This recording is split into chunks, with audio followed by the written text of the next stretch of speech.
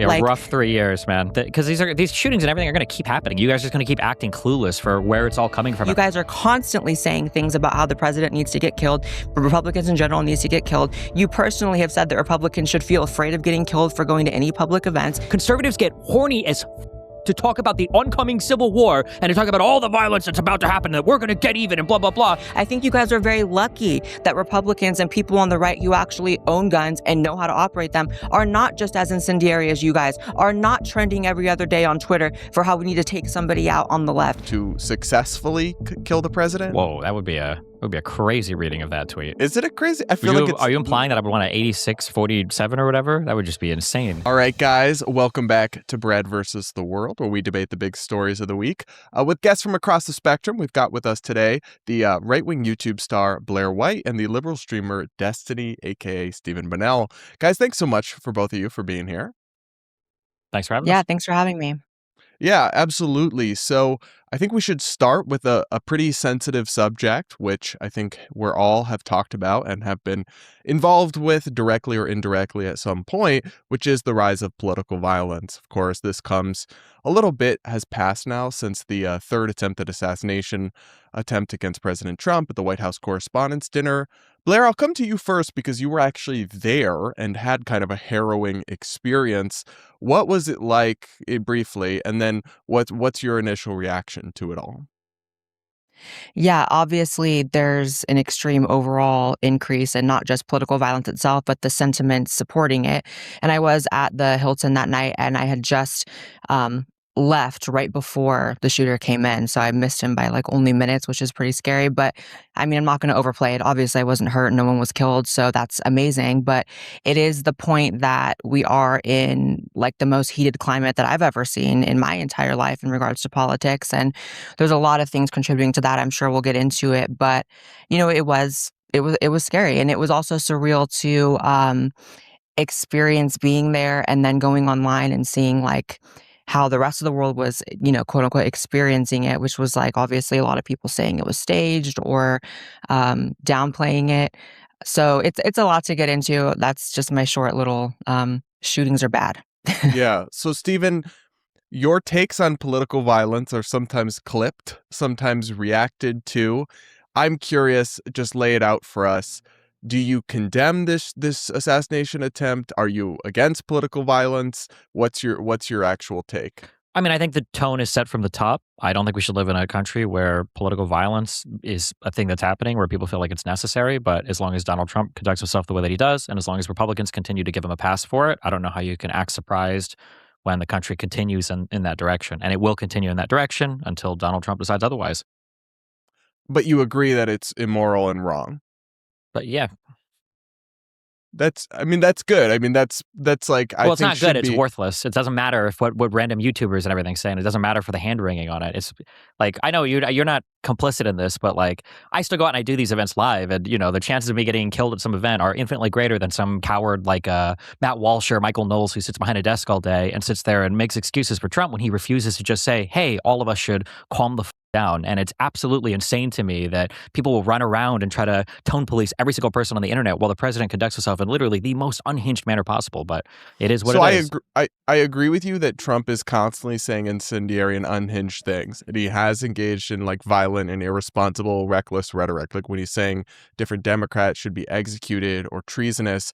But I'm not sure I really see that as an excuse for political commentators to be flippant or irresponsible with their rhetoric. Just because it's much less significant than the president himself doesn't make it insignificant, Steven. Yeah, that's fine, but it's like the political violence today is not inspired by the left-leaning commentators. It's probably inspired by the hatred for Donald Trump and how insane he markets himself and how aggressive he is towards who he perceives to be his political enemies. But like, isn't there some evidence that it is inspired by left-wing sentiment? Like the manifesto cited, he liked, the guy liked all sorts of blue sky influencers. The person who shot Charlie Kirk. What was the biggest thing? What was first of all, the Charlie Kirk guy, born and raised in Utah. I don't think him, I mean, Nothing What is does that matter? There's Democrats in Utah. nothing is more conservative coded than having a secret trans girlfriend boyfriend. I'm sorry, like that. The idea that this guy was a left wing person because of that is insane to me. But all I mean, that's a joke, but that's not like it's not really like objectively true. I mean, it was a leftist. Wait, what is the where he objective lived evidence for doesn't him really being- matter. What was the objective evidence for him being a leftist?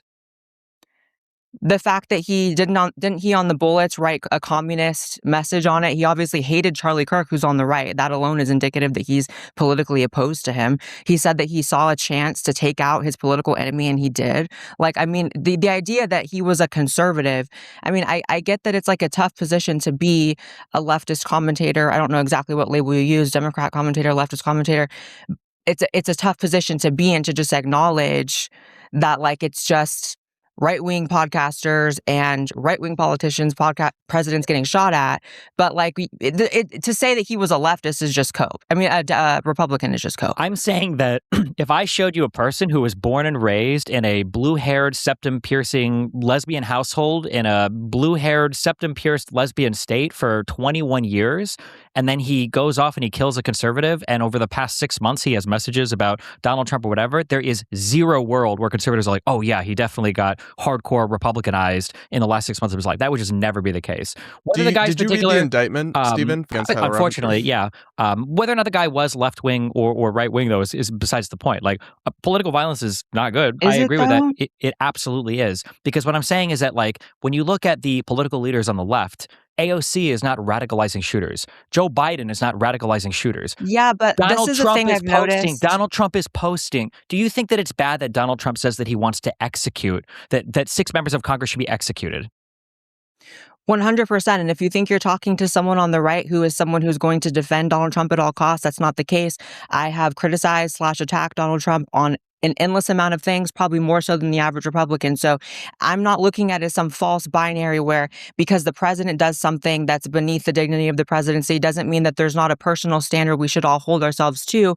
And I don't think you said earlier, like, I think you meant like it's useless or something, a word you used, useless, like your condemnation of it. I don't think so. It is. I don't think the words of influencers or people with platforms is useless. I think the idea that we can just kind of hand wave any responsibility that people like us have is just kind of weird. I mean, at the end of the day, you have a large audience. Your words permeate into the consciousness of people all over the country and the world that listen to you. What was the biggest inciting factor for this last shooter? The manifesto thing that this guy released. What was the biggest thing that he put in that?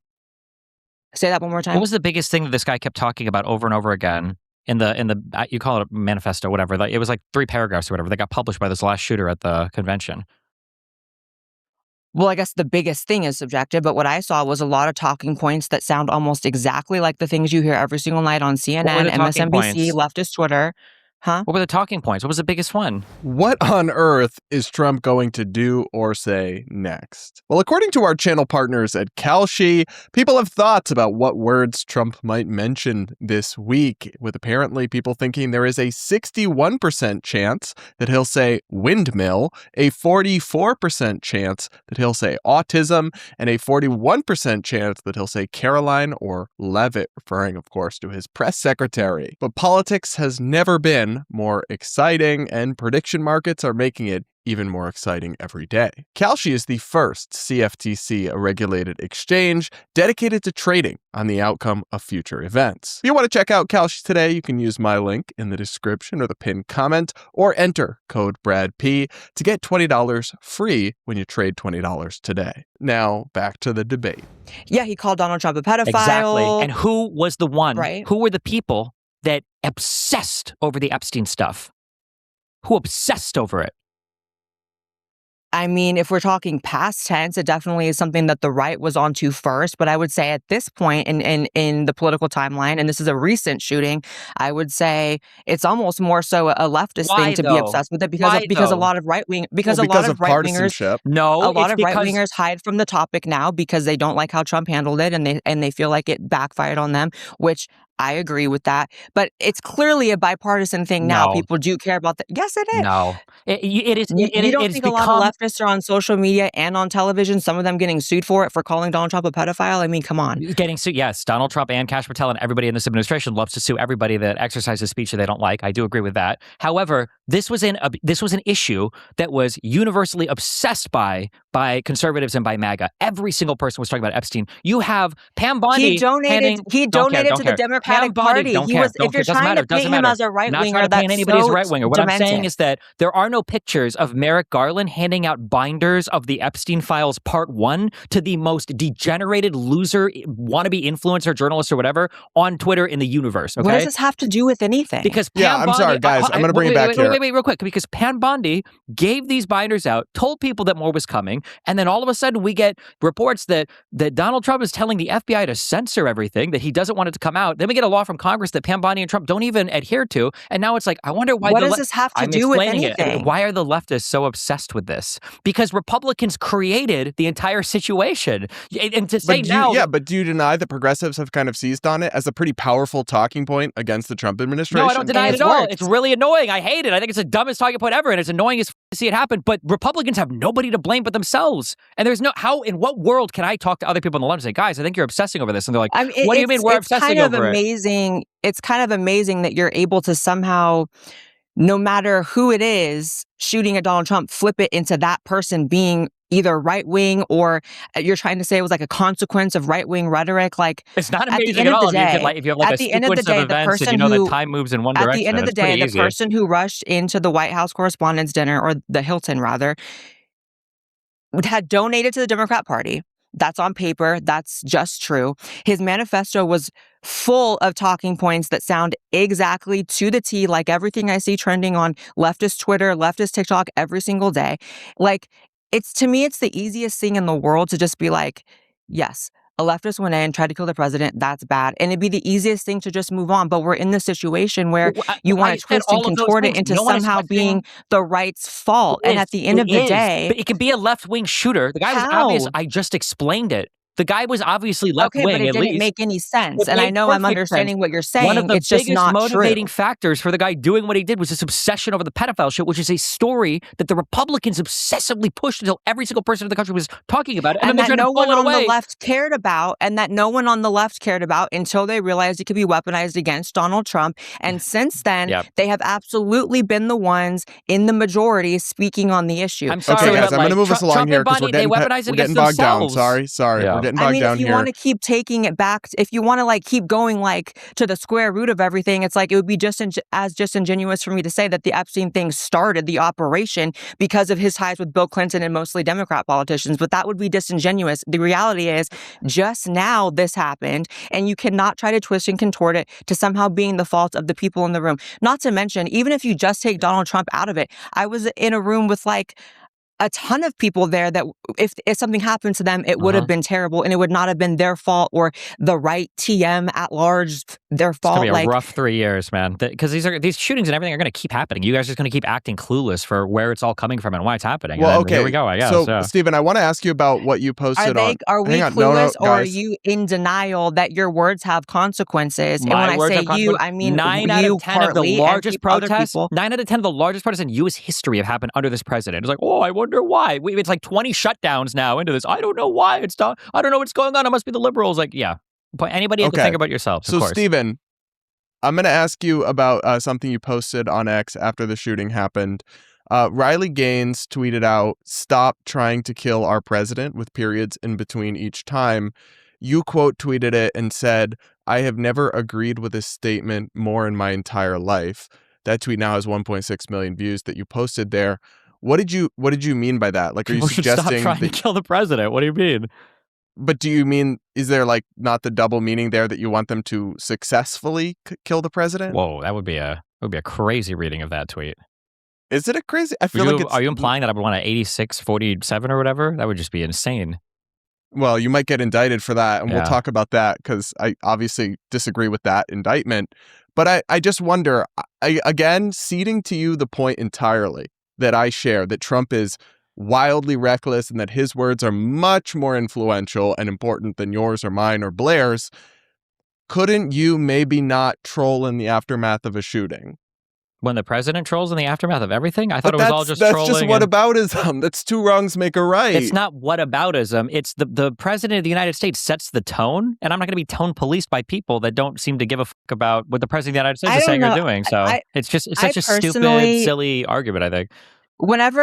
I'll just say really quickly, whenever I see people act like everything comes from the top, the president always sets the tone, like it's kind of as glorifying and like deifying of the president as people on the right who think that he's like the second coming of Jesus.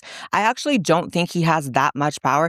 I think that the collective consciousness of the people in the country also majorly set the tone. And all we've seen in recent years is on leftist Twitter, TikTok, etc., which matters. I know you guys, I've noticed you guys tend to make it about just the politicians, like because Hakeem Jeffries or AOC isn't necessarily saying things that incite violence. It's like you guys like to ignore that every day it's trending on Twitter with like hundreds of thousands of likes, millions of views.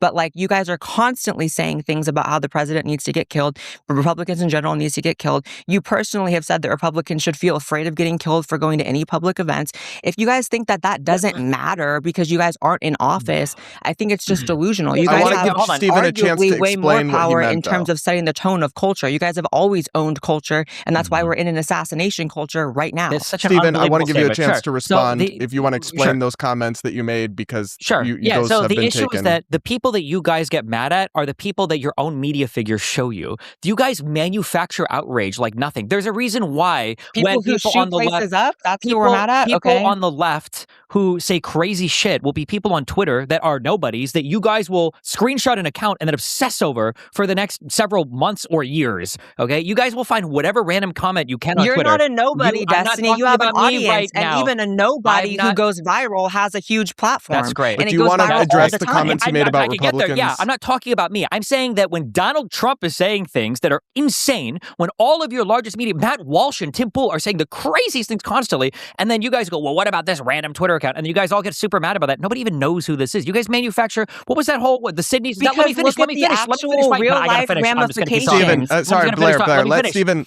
The whole Sydney Sweeney thing is a great example. This is manufactured outrage. Nobody on the left was talking about this, and then a whole bunch of right-wing people found some random left account and made it sound like it was some huge drama issue on the left. It's insane. Even the comment of mine that you're bringing up right now, that's great. Even the comment of mine right now that you brought up of conservatives need to be afraid, that's the thing that you saw on Jesse Waters, and that's the thing that you saw right-wing Twitter run with. I did not see it on Jesse Waters. I saw it on Twitter from searching your name this morning. Yes, you didn't see it on my stream, okay? Because if you listen to even a minute of me talking about that, my issue is that every time a politically violent event happens, conservatives get horny as to talk about the oncoming civil war and to talk about all the violence that's about to happen and that we're going to get even and blah, blah, blah. And my comment there is that when left-wing people talk about political violence, generally speaking, it seems like there's like a healthy sense of fear, which we should all have. We shouldn't want to live in an assassination environment. But every time there's a killing, conservatives seem horny as to beat the war drums on it. And I think there's no healthy sense when Luigi Mangione took out the healthcare CEO, you want to talk about horny? Every leftist woman in America every single wet person, her panties over that and still is collectively. You think Ben Shapiro's comment section is full of left-wing people? That was everybody. Well, we can look at polling, Steven. And the polling does show that is more of a left-wing phenomenon.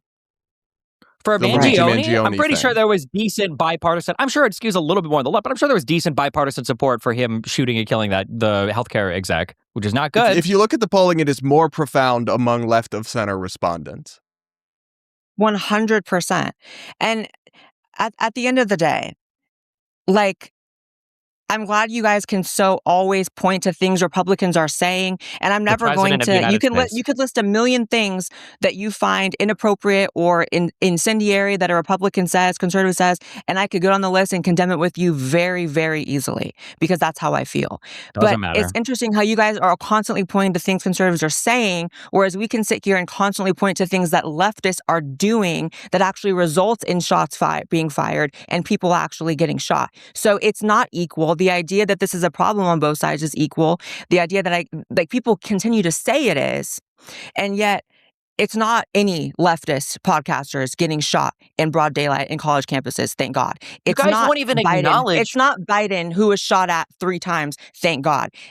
Is it 3 or 4? You're losing count even of how many times Trump's been shot at. Shot at. So You can talk about words all day and words do matter, but then you have the real life consequences and manifestations of those words. And to pretend as if there's an equal playing field of violence going on, I think you guys are very lucky that Republicans and people on the right who actually own guns and know how to operate them are not just as incendiary as you guys, are not trending every other day on Twitter for how we need to take somebody out on the left. I think you guys are very lucky. And I think if anything, you guys really push it when you do incite all this stuff. And it's not just you, because we don't need to make it just about you, because it's clearly not. It's people like Hassan. It's, what was her name? Not Brianna Wu.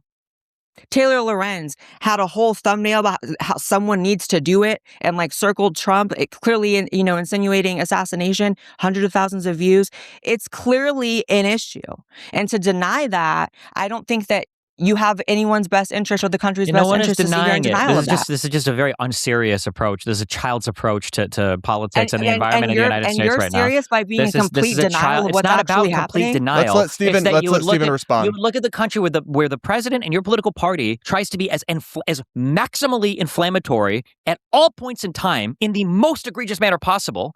And then when people on the left respond predictably... Why isn't this happening to Democrats and leftists? I don't want it to, but why isn't the results that it's constantly happening to you guys? It's happening one way. Name me two things that Joe Biden said that incited hatred in your heart, where you're like, God, I can't believe Biden said that. I can't even think about what Biden said or didn't say. He was barely alive. He was a vegetable. You guys voted in a vegetable that sat and didn't actually say or do anything for 4 years. The past 2 weeks that are like, holy shit, I can see somebody wanted to think about this. That's crazy. You hone in on people who are holding office and you completely ignore the entire culture and the consciousness of the collective around you. This is not even this isn't a real conversation. This is not real. It's absolutely a real conversation. I'm going to move us along to the next point here. Right now in the moment, and you don't want to address it. You can look specifically at Joe Biden or specifically at Trump. I'm trying to say expand your mind a little bit. Just look at the masses. Look at what people are actually thinking, because these shooters are coming out of the masses. They're coming from random, radicalized leftists. They're not coming from people in office. So what are those people being filled with in their head? Are they following streamers who associate being Republican with being worthy of being victimized of violence? Are they following accounts? Are they listening to things on CNN about how Trump is verifiably a pedophile and all these things?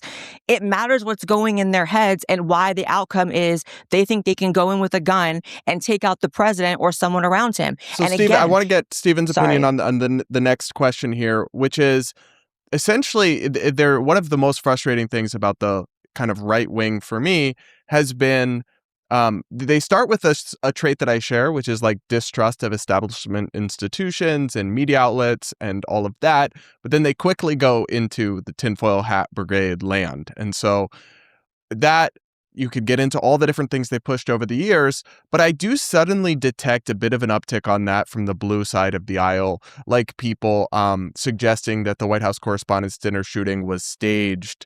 Do you think it was staged? I don't know. I lean towards no on stuff like that, but like the issue is that in the past, I could give good reasons to defend why things like this would never happen. All of those reasons have been explicitly attacked and destroyed by the sycophants that are filling the White House right now. So in the past, if somebody were to ask me, is it possible that the entire FBI would rig some type of investigation against a president or something like that, right? Like the what was the name of? I don't even know the actual name of the thing anymore, Crossfire Hurricane or whatever, right? We got a whole analysis and a report of that. And my perspective on a thing like that is that are there some political biases that could potentially permeate some organization that could make people lean in a certain way or look, a different way at things? Like, yeah, 100%. But could somebody do like a top-down conspiracy? There are way too many people involved. You just can't realistically do things like that with the intelligence community. However, now we have an FBI where Kash Patel has personally gone through like FBI agents that were involved in investigations on Donald Trump and fired them. We are having like loyalty tests given to people to make sure, look at even for federal judges that are sitting before the Senate confirmation committees where they're refusing to acknowledge that Biden won the 2020 election. Yeah, that's how the fuck can I defend my institutions and say that you should trust what these people are putting out? But you still acknowledge there's no evidence it was staged, right? There's no evidence. There's no evidence that it was staged. No, but before I could say beyond a shadow of a doubt, it's just not possible to even do something like that. The amount of people involved, it just wouldn't be possible. But now you've got a president who has pardoned people for seditious conspiracy, all of the 1600 J6ers. You've got Tulsi Gabbard telling Congress that she wasn't even really involved in the targeting of Iran. I don't know what the fuck how am I supposed to tell somebody there's no way this could happen when every part of our institution has been attacked and destroyed and undermined by the president of the United States? Because you start from the premise that there's no evidence that it's staged, first of all, and is there evidence? No, there's no evidence that it's not. staged, but typically the place you would start from is like, well, the place that I would start, I understand what you're saying. I mean, I'm being pedantic. The place I would start it's from like is like Occam's razor, right? The most likely explanation is that there are millions of crazy people out there, and some of them do really hate Trump and want to kill him. For sure. And we can see this. The most likely explanation is that one of them showed up with a gun and tried to kill the president. Most likely, 100%, I agree. But the place that I usually start from is like, is it possible? What are my a priori? I mean, here, it's right? It's not impossible, but I feel like that's not where you usually start with conspiracy theories. You usually start with the reasonable explanation and then demand proof and explanations of the conspiracy. Sure, but depending on the type of conspiracy we're talking, unfortunately, we just never get all that information, right? So especially when it comes to like government coordinated stuff, it's like, is this even possible? If it is possible, then we kind of go from there. I would agree with this shooting. There's no reason to believe that it's a conspiracy or that it's set up. Blaire, I'm sorry. I will bring you in 1 sec. I would agree with you there, yeah. I just want to, I think what you're saying right now is so reasonable, but then why do you like tweet stuff where you said, for example, I have it here, 33% approval, perfect, send another assassin, make him collapse in the hall, though, play the sound effects for 5 shots. It was a Truman Show guy. It was a good tweet. Okay, listen, I know maybe you're just being funny, but it's not funny because millions of people actually do believe it's staged and do believe all this stuff is fake, and then they no longer take political violence seriously. But Brad, because Destiny's not in office, he thinks his words have absolutely no power and no consequences.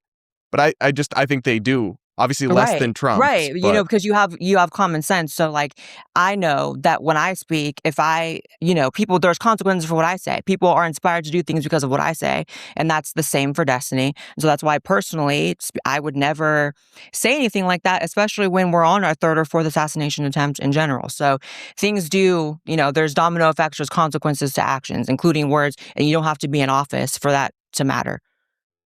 So you don't feel bad about tweeting stuff like that? It's all just memes? I think it's funny. If the Republicans aren't going to conduct themselves in a serious manner, I think you should laugh at them for it, yeah. But so it's like, again, we're with that 2 wrongs make a right.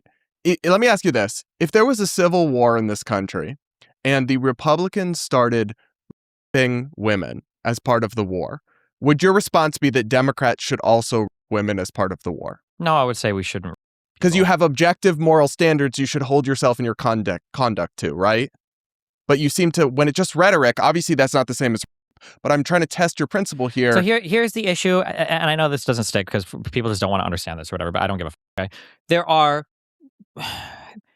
are actions that we do that are good because as part of being a human and living in a society, we understand that when we all do these things, generally speaking, they all benefit us. When we talk about things like and murder and theft, you could say that like the action itself is not good for whatever reason you want to argue. And then, sure, I would agree with most of these, but also because who the wants to live in a society where everybody's murdering each other, stealing everything and raping everybody? It's not good. These are horrible societies to live in. So there's reasons why we all adhere to these moral principles.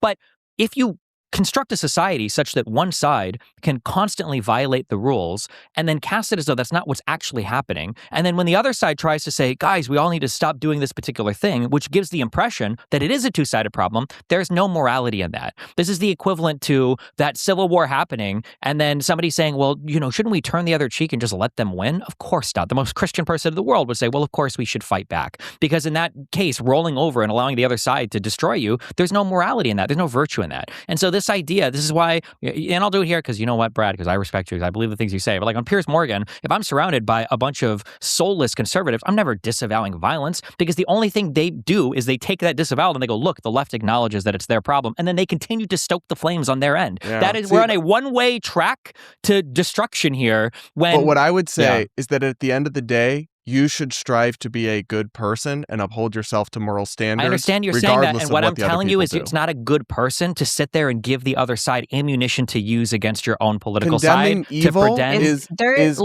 there is zero ammunition that I would feel I was getting right now for you to be like, shooting are bad, like assassination attempts are bad. Just like you can sit here and ask me to condemn a million things that Trump has done, and because I have my own individual principles that I hold to a higher, obligation amongst myself to actually stick to.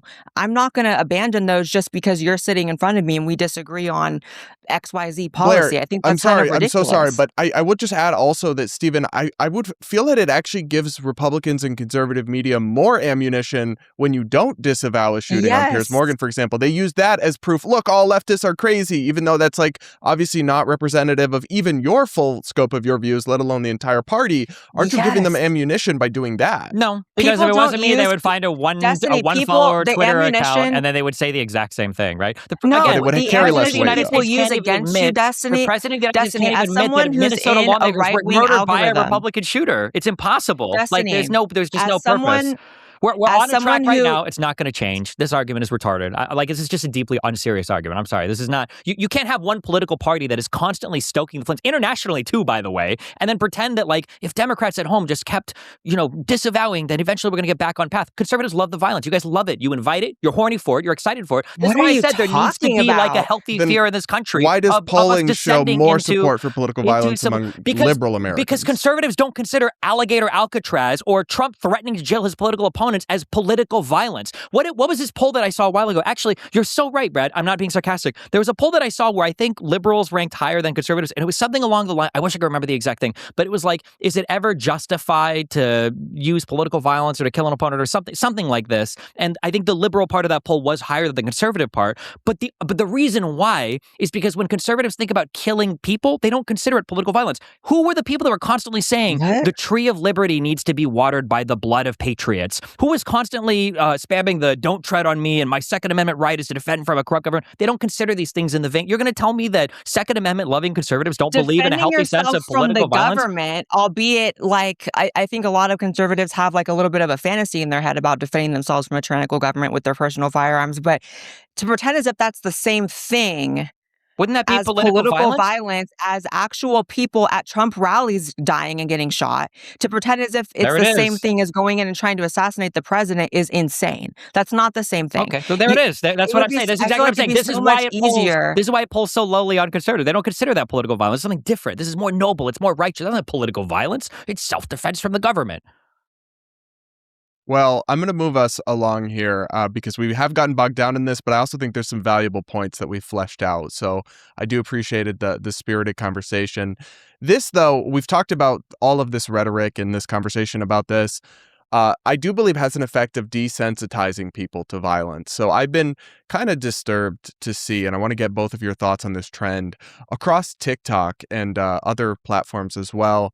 You have this rise of users essentially using the audio of Charlie Kirk's assassination, of him literally dying, as a transition sound for outfits for prom and other things. So here's the headline: TikTok pulls all known viral outfit videos using Charlie Kirk assassination gunshot audio. But for a while, these were going viral and a bunch of young people were doing it. I want to play you guys a sample. I'll probably change out the music in post-production so it doesn't actually show the sound, but you guys will hear it and we'll discuss. Listen to this.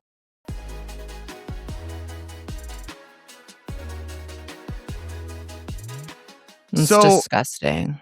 It's horrible. It's terrible. I see some conservatives on like Twitter trying to like find these young women and their names and cancel them and find where their parents work and get their college offers rescinded. And I don't support any of that because Blaire, my read on this is these women, or most of them, they're 16, 17, probably most of them are not like hard leftists who actually are glad Charlie's dead.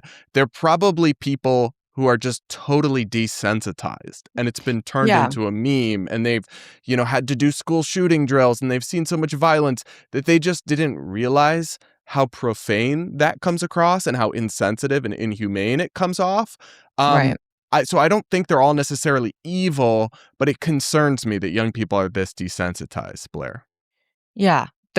I would err on the side of they're just a couple young, dumb bitches who don't know the gravity of that.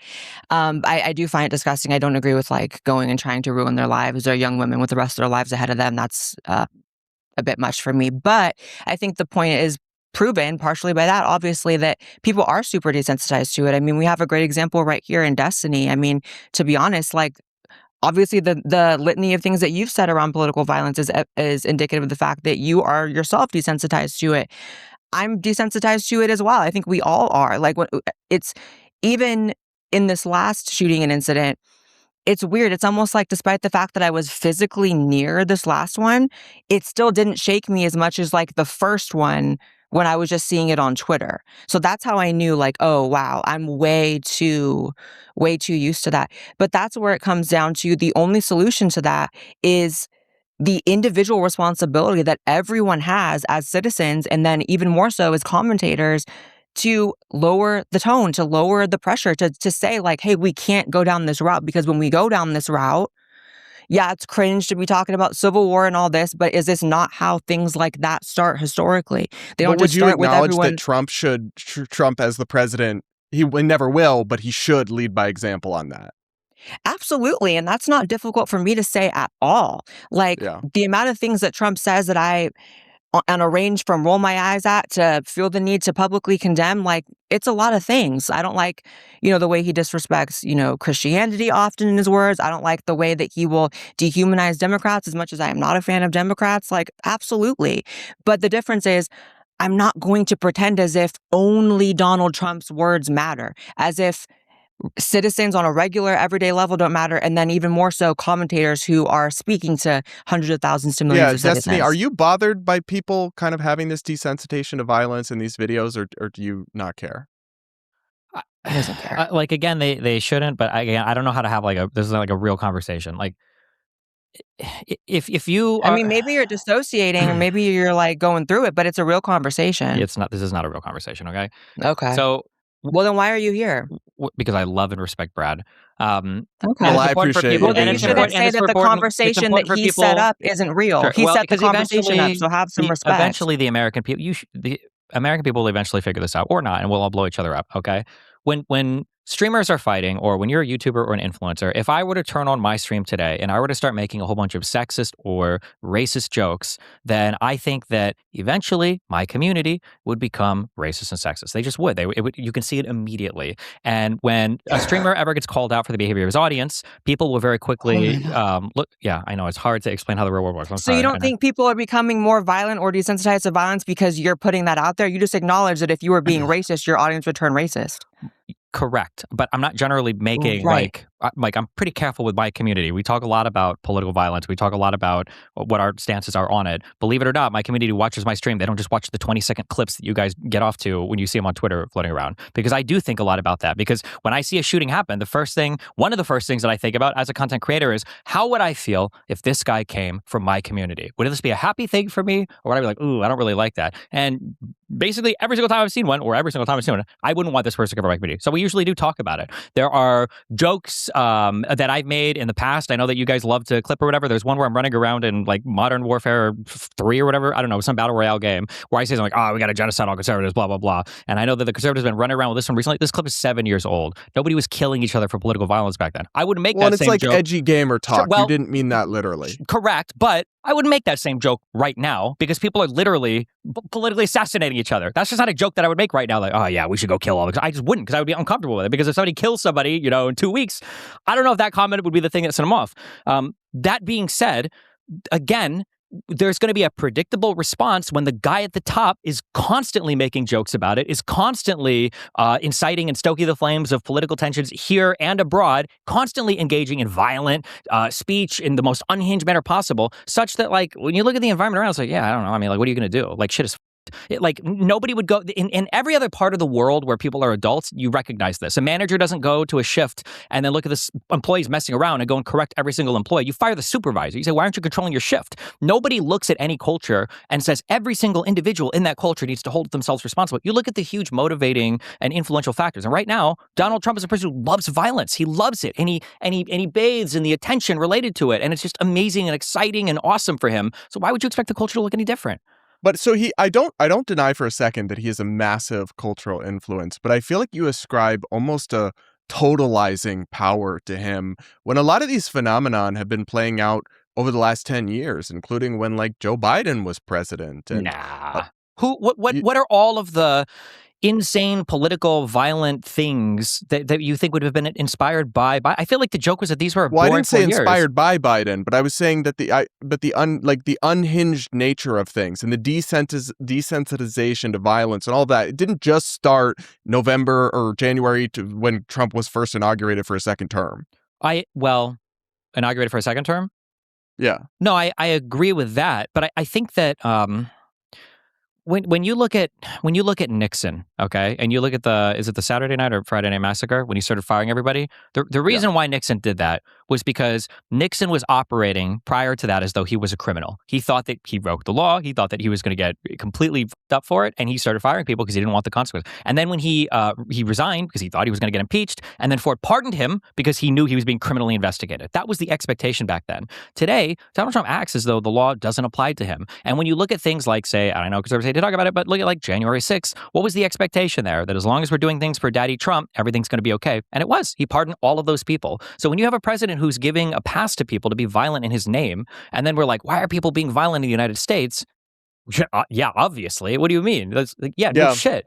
I mean, that's a valid point. That you send a terrible message when, for example, Trump specifically pardoned in his pardons for January 6ers, Blaire, included people who violently attacked cops. You are sending a terrible message. And the difference, then the difference I would just like to highlight here is I'm not sitting here saying that Trump is not guilty of inciting things. The difference is the other person here on the panel thinks that only Trump's word matters, so much so that he can't even have a conversation about culture in general, the temperature in general. It's all ascribed to just Donald Trump, which is as delusional as the people that worship Donald Trump as the, end and all be all of goodness. People who ascribe only that the world is just completely screwed because of Donald Trump, people are only doing bad things because of Donald Trump, that's just as delusional to me. So I want to bring in the next story here that relates to this is that the Trump administration is actually trying to indict former FBI Director James Comey. You mean indicted, right? Well, they did indict him. You're right. Yeah, no. And they're actually trying to make this a thing. This all traces back to an Instagram post where he had posted seashells that spelled out 8647. Here is a clip of Acting Attorney General Todd Blank describing this indictment and why they pursued it. District of North Carolina returned an indictment against James Comey on 2 counts. The first count is that on or about May 15th of last year, he knowingly and willfully making a threat to take the life of and to inflict bodily harm upon the President of the United States. Count 2, same day, May 15th, 2025, that the defendant, James Comey, knowingly and willfully transmitting in interstate commerce a communication that contained a threat to kill the President of the United States. Both of these counts carry a maximum term of imprisonment of 10 years. So where I'm coming from on this is I think it's insane. I think it's a crazy indictment. I do agree we should all try to tone down our rhetoric. Yes, the president, but also everyone. And the whole 8-6 thing is ambiguous enough that I understand why, for example, Comey took down the post and said he didn't mean to convey violence. And like, I wouldn't be out here saying that right now. But it also, like in the restaurant industry and even just in the Merriam-Webster dictionary, has a clear nonviolent definition as well of just remove or get rid of. So it doesn't meet the legal standard of a true threat, not even particularly close. You just have them prosecuting their political enemies for like Instagram posts they don't like that are objectively, at least in my opinion, First Amendment of protected expression. I don't know. Steven, do you worry about getting indicted next? Are you going to be posting 8647 just to bait them? Or are you in the wake of the Charlie Kirk shooting, that conservative clip that Blaire has seen, clipped by other conservatives, went mega viral. My YouTube got demonetized over it, and there was a report in the, I think it was called I don't know, it was like the Minnesota Tribune, but apparently there was a person sitting behind, I think it was Stephen Miller, texting either Vance or the White House Chief of Staff. I think it was Vance, and I think Vance was talking about how they were looking to indict 2 They wanted to indict 2 Florida influencers for comments made about Charlie Kirk. I'm like 95% sure that one of those 2 would have been me. So yeah, it's a thing that I worry about. But I mean, conservatives are never going to say anything about it. It's all just kind of like memes and jokes, and the president has the right to indict whoever he wants. So yeah, I mean, it's a horrible. I don't know what other commentary I could have on that. It's a horrible. I mean, thing. I've actually seen a fair number of legal conservatives, even both the Fox News legal analysts, Andy McCarthy and Jonathan Turley, both came out swinging against this. So it will fall apart, but it's stuff like this where, Blaire, I mean, you and I both came up in an era of Republican politics where it was all about free speech, all about the First Amendment. I feel like they turned against that a lot quicker than I expected. Yeah, I'm not on this train of like, we got to get him for the 86, 47, whatever. I don't think it meets the legal standard of a death threat or even an incitement of violence. I think it's, again, on a personal level, I would not post something like that right now, maybe even ever, because I also grew up like, you probably remember, you're on the same age as me. Like, there was also a time where, like, if you even kind of said anything that could be remotely misconstrued as a threat against the president, it was kind of seen as like, be really, really careful. And that's like really kind of loose now. So I don't agree with the indictment. I don't like it personally.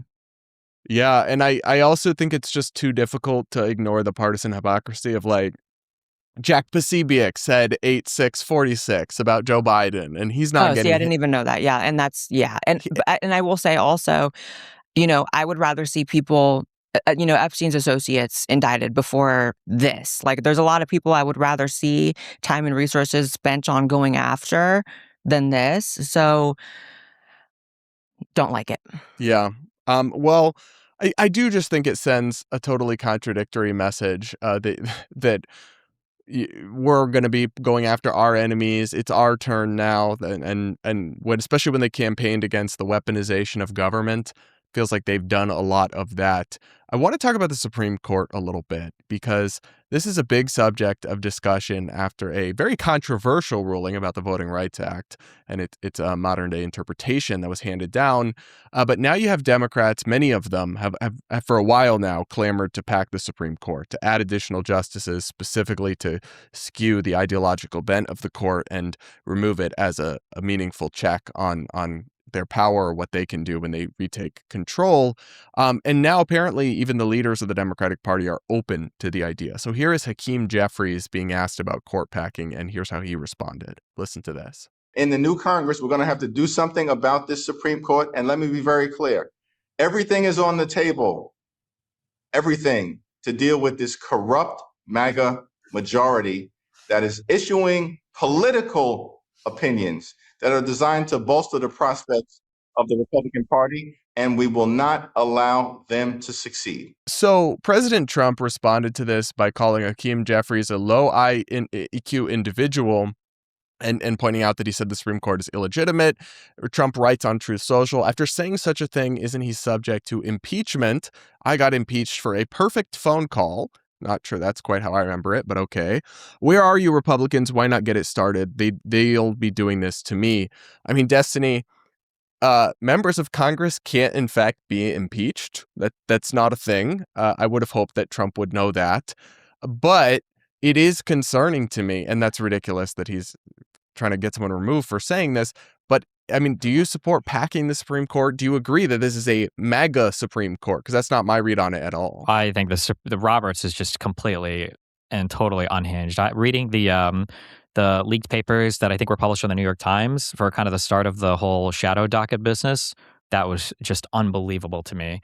Unfortunately, I haven't read the last opinion yet. I don't have enough alcohol in my house at the moment to go through a whole 90 pages authored by Alito, because holy Christ, that's going to be inducing. But some of the decisions and some of the completely contrary reasoning that have come from this court are just astounding to me. You'd have to get into But do you acknowledge particulars. they've ruled against Trump on tariffs, against him on deploying the National Guard?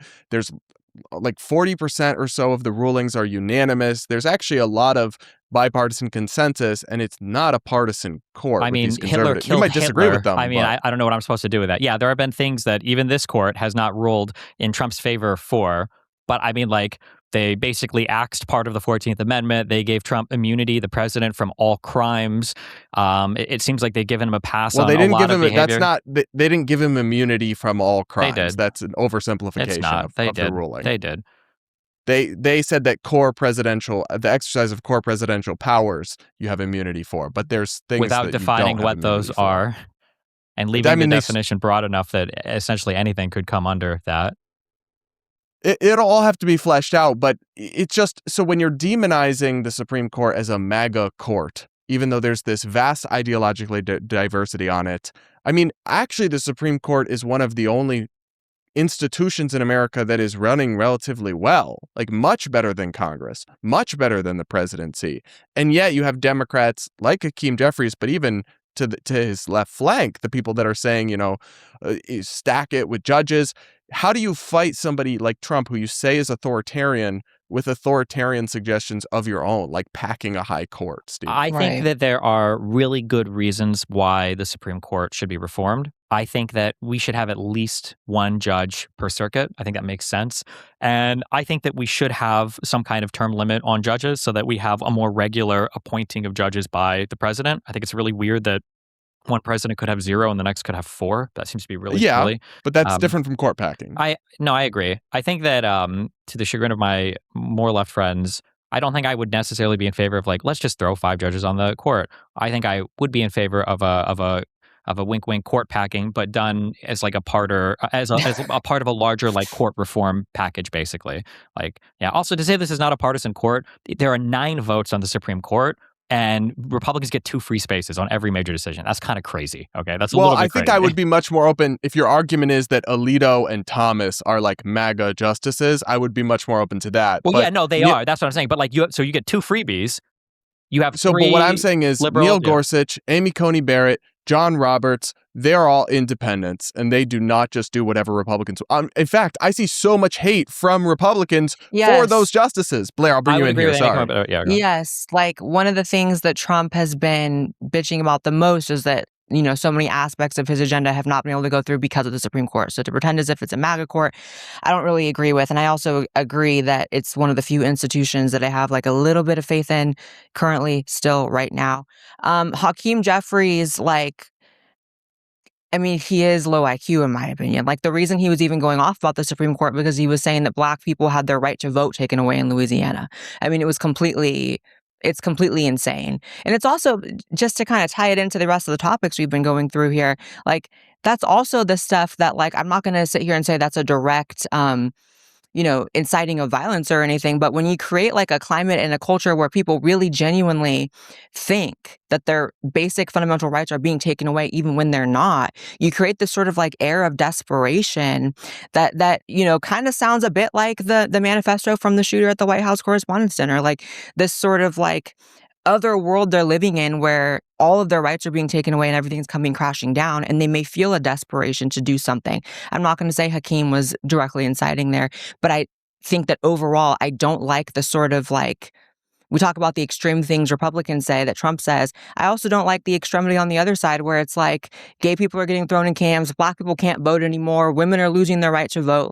All those things create this climate that I also don't want to live in because it leads to other things. Because, Stephen, sometimes when we talk about this extreme rhetoric, and I think progressive commentators have a point about this, they say, well, it's not Democrat elected officials, it's just commentators and TikTokers. But when it comes to this kind of thing, it very much is Democratic elected officials who make hyperbolic doomsday rhetoric like they're doing Jim Crow 2.0, like they're trying to get rid of the 19th Amendment with the SAVE Act, like they're trying to stop married women from voting. These things that have very minimal basis in reality and are obviously hyperbolic. And I agree, they're not actual incitements of violence, but they are bringing up the temperature, which, yes, I understand you're going to say Trump does even more so when he calls people traitors and treasonous and says they're going to destroy the country and all that. But that doesn't necessarily mean it's right for Democratic leaders to do it. This is what I would say, okay? If I go to an event, okay, and some conservative guy, shows up, and he manages to sneak up on me and he punches me or whatever because of the shit that I talk online, I would be upset, but I would get it. right? I'm a very inflammatory figure. I understand that that's the speech that I engage in. Somebody might show up in real life and want to, beat the shit out of me or whatever. I get that. I accept that to some extent. Obviously, I reported to the police, but like I'm choosing to engage in the way that I do, understanding that this might be the result of what happens. If you're worried that Democrats are fear-mongering, and then on the other side of that, Donald Trump is talking about revoking the citizenship from people in Congress that he doesn't like, what the fuck am I supposed to say about that? Like, yeah, Democrats are going a little bit far on the other side, but like, holy does Donald Trump not literally give them the easiest layups in the world for this? And nobody on the Republican Party seems interested in contradicting him here. So, do you think the flip side of that also, though, is that because Democrats and progressives cry wolf all the time, that when Trump actually is saying crazy shit or it actually is getting a little dystopian, the public has been desensitized to that because people were marching over the Handmaid's Tale outfits in the first term over relatively benign things? Yeah, you're preaching my song. Yeah, I complain about this shit for ever. People have been calling Trump a fascist for 500 years, and I think it's the stupidest thing in the world. But now, I think in this term, 100% Trump operates in almost an indistinguishable manner from a fascist who is trying to leverage whatever tools he can in our democratic republic, and to bend him in his favor. But it kind of loses any point of saying it when people have been calling him a fascist for a decade. I mean, I do agree with you there that there was way too much of that for too long. But liberals, I mean, he still is, but he still is also constrained by various checks and balances. No, he's not. He is abiding barely. by. The Supreme Court has blocked like multiple things he's tried to do. Yeah. So the tariffs would be an example I would use, right? And that they kind of blocked it in one way, and then Donald Trump immediately re-levied basically every tariff at a slightly lower percentage because he stated another way to do it. Right. This is not a meaningful check on power. The tariffs that he did do for a year. Check. Trump is seething about having to return the money and about that's fine that Trump is seething. He's not tariffs. returning the money. I don't know where you got that from. That's funny, but I don't think we're ever getting that money back. So that means that Trump. What does it mean when the Supreme Court rules against him? They're essentially saying that this action was illegal. When I do something illegal, I would go to jail for it. I would imagine. Okay, if you do something but that's illegal, not how it works. Biden lost at the Supreme Court for his student loans being illegal and other things. That's very true. And for that, we can have conversations about the shadow docket. We can talk about preliminary motions, because it's interesting that when Biden wanted to do the student loan forgiveness, all of a sudden, oh my God, what was that thing that we just got rid of? The nationwide injunction came out. One person sued and the whole Supreme Court was like, well, actually, hold on. We don't think the government can do this at all. We're going to enjoin their behavior from forgiving any student loans. And no student loans were forgiven before that Supreme Court decision went through. What happened with the tariffs? We'll let it stand. What is this? What about status quo? What about irreparable harm? All these elements for meeting the, what you would need for an executive stay or for a preliminary injunction. Right, but I brought that up because you're saying when something's illegal, I go to jail. But that's just not how it works with presidents. But what I'm saying is that that all those examples are in my court, because Biden wanted to do the student loan forgiveness and that was stayed by the court. They said, no, hold on. You don't get to do any of that until we make a decision. For the tariffs, they were like, fuck it, tariff them for a year or more and we'll make a ruling on it eventually. They ruled on it. They said, oh, that was illegal. But guess what? He got to tariff us. Our shit was it's gone. We're never getting that money back. I think we may get some. People may get some of the money back. We're still. I'll bet I think you that's $20 on it publicly right now. I'll give you 2-to-1 odds. If you're right, I'll give you $40. If I'm right, you give me $20. We're never getting tariff money back. If anyone gets paid a cent in tariff refund, I win the bet. Is what you're saying? Over the past year and a half, yes, 1 cent. If you can show 1 cent going back from the government to any company, like that it has or that it will. That it has or will. Well, because a future ruling, maybe for the new tariffs, maybe will. But for the one that was just ruled on for the past year and a half, I don't think anybody's getting any money back. Absolutely not. I don't know. I guess I can't say I've followed the whole refund debate super closely. Right now. I mean, sure, I don't care. It's just $20 is $20. Let's go. Okay. I'll take you on it. But public accountability. Blaire, I mean, your thoughts on all of this? I guess I would just say that I think all of this, kind of what Destiny was mentioning about how people were calling Trump a fascist really preemptively before there was any sort of example of, any fascism happening, which I still think is a stretch. But I think that that's only indicative that everything everyone says on both sides, whether they're currently in power or not, does in fact matter. I think if you're summoning up the beast like that, you're almost pushing someone to become the thing that you're claiming they are. I think that has a basis in reality too. I mean, why is that so shocking? Yeah, you just gave the exact argument that I gave for why people are engaging with Trump in such a radical manner. The only difference is I think it applies to everybody. But that's the thing is we have actually agreed on all of this. You just don't want to apply it to everybody all of the time. You think it's only towards one side.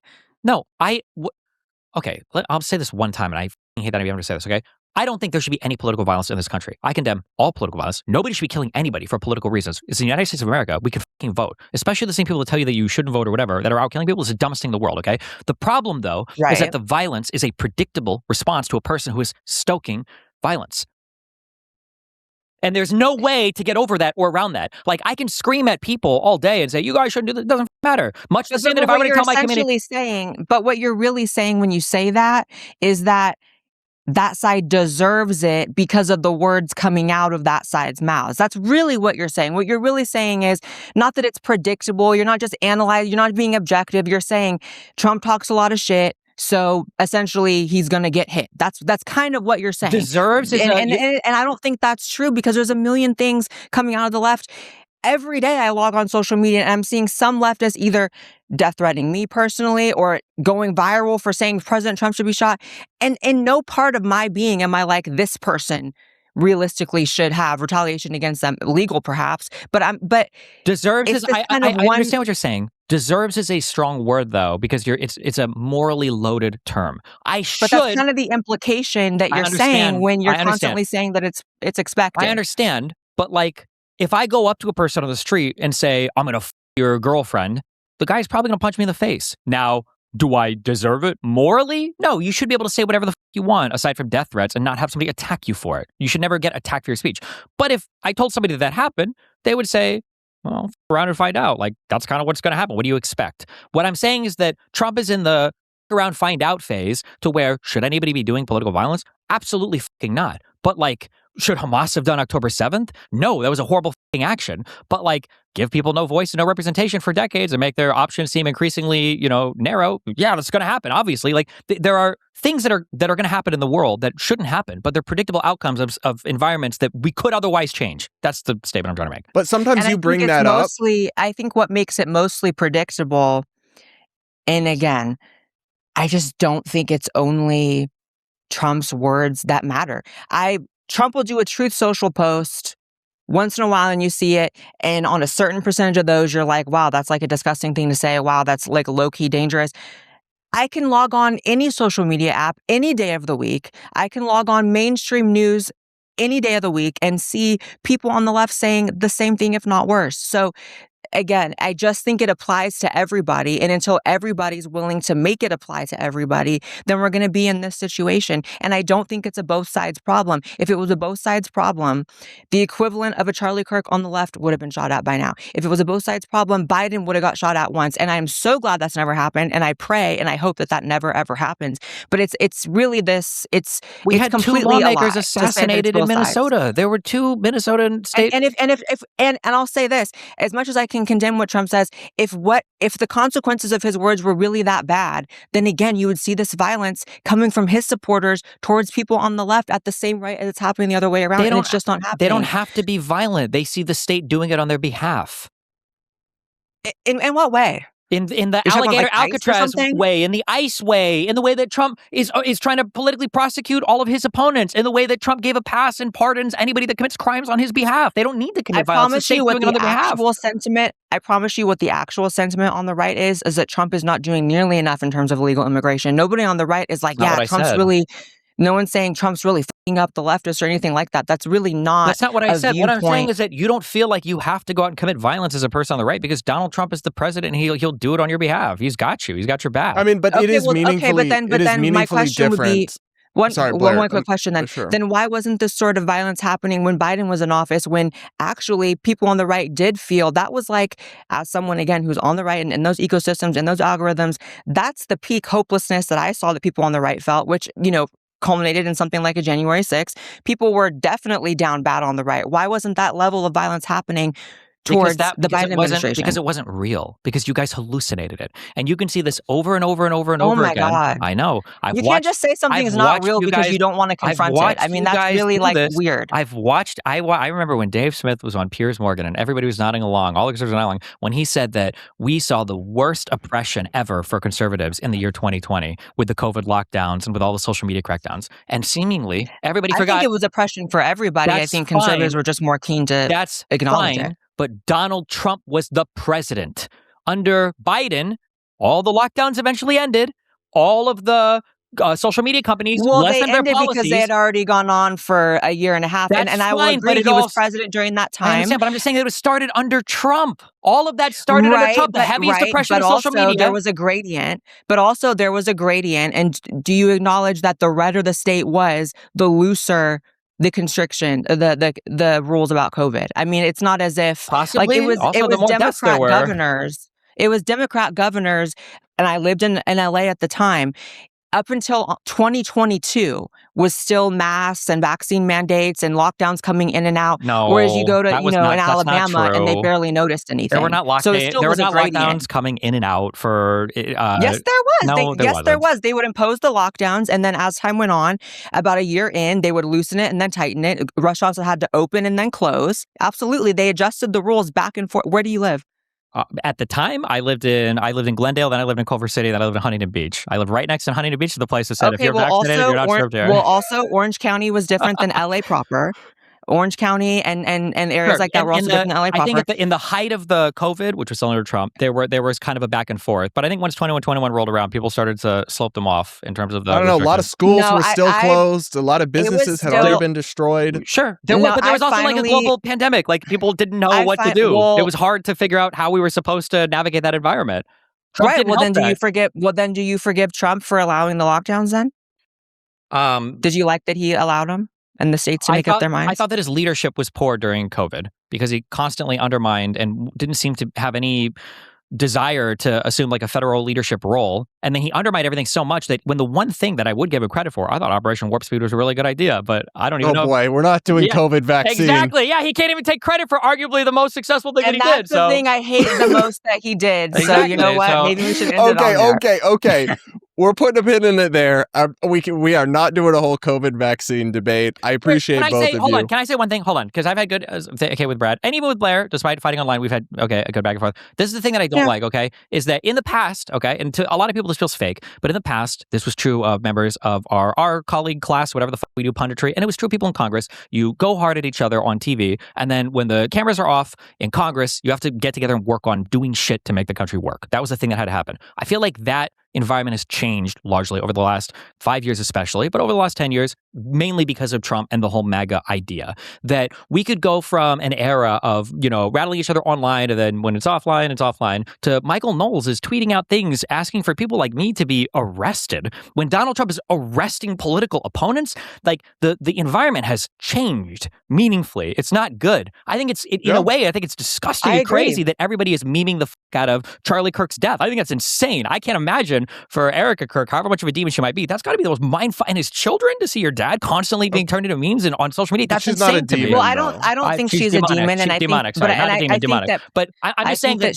I don't think she's demonic either. How is she demonic? You were on a roll until you said that. You really were, because that's actually what you're talking about is the dehumanization of people. Dehumanization we can talk about. What I'm saying is that you can draw a straight line from the environment we're at now back to making fun of Paul Pelosi for his secret gay lover coming in. I don't think George Floyd the Paul Pelosi thing had the consequence. And Mark Zuckerberg sending him to save the Fed, that all of these memes, I can't breathe, all of these memes coming out, all of the dehumanization, and the fact that it was celebrated from the top down, you could draw a straight line from there to now. And so it feels empty and hollow when conservatives want everybody to tone police themselves publicly now. But the president's been doing this forever. You guys have been doing it for the last 10 years. And I was like, well, what are we going to do? My whole thing is, but Destiny, I don't want just you to tone police yourself. I don't want just Democrats to tone police yourself. I hold myself to the exact same standard. You're not going to catch me on the internet saying that anybody needs to be any range of violence done to them. So all I'm saying is I wish and I pray that you guys, and you in particular, I hope that you have that same principle that you hold yourself to. And I see that sometimes you do not, and a lot of people do not, but it's not about you guys holding yourself to a certain standard. That's my standard as well. All right. Well, I think that's part of what we're trying to do here is actually have conversations, because sometimes there's more common ground. And even when there's not, I think talking is how you avoid the really bad stuff. And when we stop talking to each other, that's when really bad things happen. So I appreciate both of you guys taking the time for this conversation. Thank you so much. And thanks to everybody for tuning in.